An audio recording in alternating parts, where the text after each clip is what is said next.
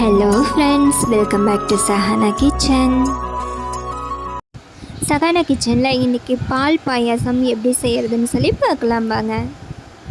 பால் பாயாசம் செய்ய தேவையான இன்க்ரீடியன்ட்ஸ் எல்லாம் என்னென்னு சொல்லி பார்க்கலாம் வாங்க. சேவரட் சேமியா பார்த்திங்கன்னா ஒரு பேக்கெட் எடுத்துக்கோங்க. ஜவ்வரிசி ஒரு கப் எடுத்துக்கோங்க. பால் ஒரு டம்ளர் எடுத்துக்கோங்க. நெய் முந்திரி திராட்சை பொரிக்கிறதுக்காக ஒரு 4 டீஸ்பூன் எடுத்துக்கோங்க. முந்திரி ஒரு 1/4 கப் எடுத்துக்கோங்க. திராட்சை ஒரு 1/4 கப் எடுத்துக்கலாம். ஏலக்காய் ஒரு 4-5 எடுத்துக்கோங்க. இனிப்புக்கு சுகர் ஒரு கப் இந்த மாதிரி சின்ன பவுலில் 1 கப் எடுத்தால் போதும். இப்போ வாங்க வீடியோக்குள்ளே போகலாம். தண்ணி நான் ஆல்ரெடி கொதிக்க வச்சுருந்தேன். அதில் ஜவ்வரிசி 1 கப் ஆட் பண்ணிக்கோங்க.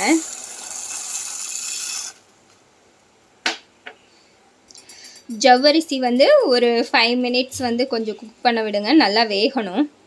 வெந்ததுக்கப்புறமா நம்ம அந்த சேவரட் சேமியா கொஞ்சம் ஆட் பண்ணிக்கலாம். இப்போது இந்த மாதிரி வெந்திருக்கும். நீங்கள் அப்பப்போ கிளறிக்குங்க, இல்லைன்னா அடி பிடிச்சிரும். ஜவ்வரிசி வெந்துருச்சு. வெந்த உடனே நம்ம இந்த சேமியா ஆட் பண்ணிக்கலாம். ஆட் பண்ணி அது ஒரு 2 மினிட்ஸ் நல்லா குக் ஆகட்டும். கொஞ்சம் நல்லாவே மிக்ஸ் பண்ணி விட்டுக்கோங்க.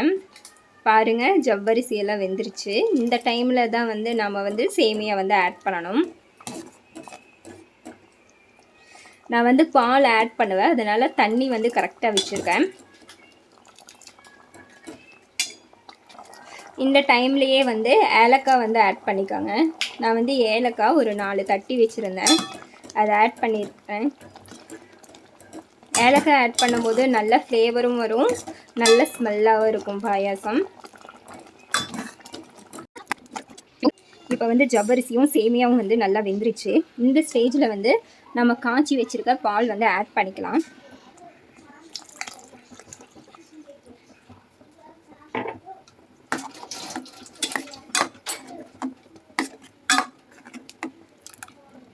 ஆட் பண்ணிவிட்டு சர்க்கரை இனிப்புக்காக ஆட் பண்ணிக்கலாம். நீங்கள் வெல்லம் கூட ஆட் பண்ணிக்கலாம். நல்லா மிக்ஸ் பண்ணி விடுங்க.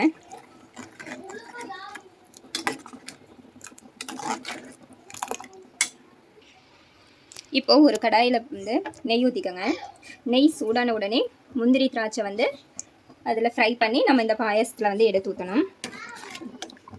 பாருங்கள், நல்லா கலக்கி விட்டுக்கோங்க. உங்களுக்கு எவ்வளோ பேர்த்துக்கு சர்வ் பண்ணணுமோ அந்த அளவுக்கு மில்க்கும் வாட்டரும் ஆட் பண்ணிக்கோங்க. நெய் சூடாயிருச்சு. அதில் திராட்சை ஆட் பண்ணிக்கோங்க. திராட்சை பொரிஞ்ச உடனே நம்ம அதில் பாயசத்தில் கலந்துக்கலாம். இந்த மாதிரி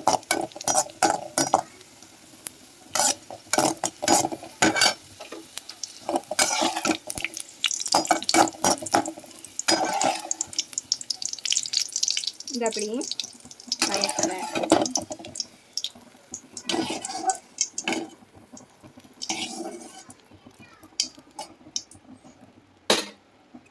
இப்போ முந்திரி ஆட் பண்ணிக்கலாம்.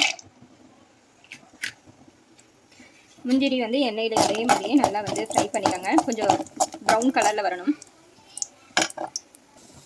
இந்த மாதிரி ப்ரௌன் கலரை வந்த உடனே நம்ம பாயசத்தில் ஆட் பண்ணிக்கலாம்.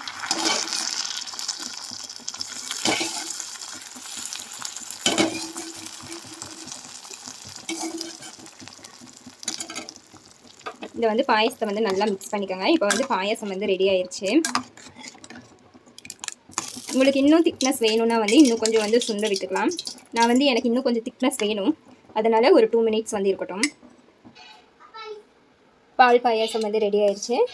இப்போ நம்ம சர்வ் பண்ணலாம். சம்மர் ஹாலிடேஸ்ன்னு கட்டி குழந்தைங்களாம் பார்த்திங்கன்னா நிறையா ஸ்நாக்ஸு ஸ்வீட்ஸ் எல்லாம் வந்து செஞ்சு கொடுக்க சொல்லி கேட்பாங்க வீட்டில். ஸோ இந்த மாதிரி வந்து ஒவ்வொரு நாளைக்கு வந்து ஒவ்வொரு விதமான டிஷ் வந்து செஞ்சு கொடுக்கலாம். பால் பாயாசம் மட்டும் இல்லை, பாயாசத்துலேயே நிறைய வெரைட்டி ஆஃப் பாயாசம் இருக்குது. நாம் வந்து இதில் வந்து ஒரு சிலர் பார்த்திங்கன்னா தேங்காய் வந்து ஆட் பண்ணி சாப்பிடுவாங்க, தேங்காய் பூ. அந்த மாதிரி தேங்காய் பூ ஆட் பண்ணியும் வந்து நம்ம சர்வ் பண்ணலாம். ரொம்பவும் டேஸ்ட்டாகவும் இருக்கும். பருப்பு பாயாசம் நிறையாவே இருக்குது. சகானா கிச்சன் சேனலை சப்ஸ்கிரைப் பண்ணாதவங்க சப்ஸ்கிரைப் பண்ணிக்கோங்க. லைக் பண்ணுங்கள், ஷேர் பண்ணுங்கள். தேங்க்ஸ் ஃபார் வாட்சிங்.